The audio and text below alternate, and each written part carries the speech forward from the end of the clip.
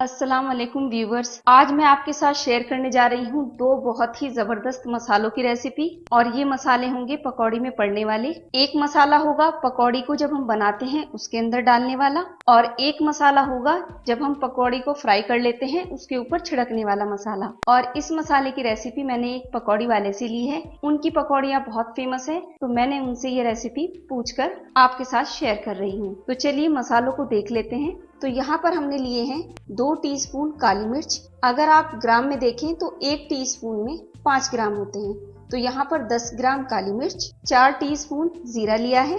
अगर आप ग्राम में देखें तो ये 20 ग्राम जीरा है। थोड़ी सी लौंग और थोड़ी सी जवतरी, इन दोनों को मिलाकर 5 ग्राम होता है। तो आप अपने हिसाब से इसको मसाले को बना सकते हैं।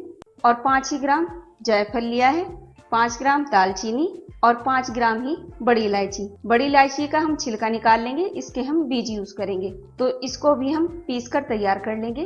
तो यहाँ पर मैंने सभी मसालों को पीस कर तैयार कर लिया है। जब आप पकौड़ी बनाएं तो आप अपने हिसाब से इसमें मसाला ले सकते हैं, 1 टीस्पून या 2 टीस्पून।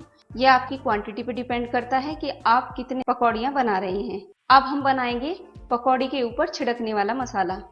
तो इसको भी हम साइड पे रखेंगे और इसी मसाले में से हम पकौड़ी के ऊपर डालने वाला मसाला तैयार करेंगे। तो यहाँ पर मैंने 2.5 टीस्पून मसाला लिया है और इसमें हम डालेंगे आधा छोटा चम्मच सादा नमक। नमक आप अपने टेस्ट के हिसाब से इसमें ऐड कर सकते हैं।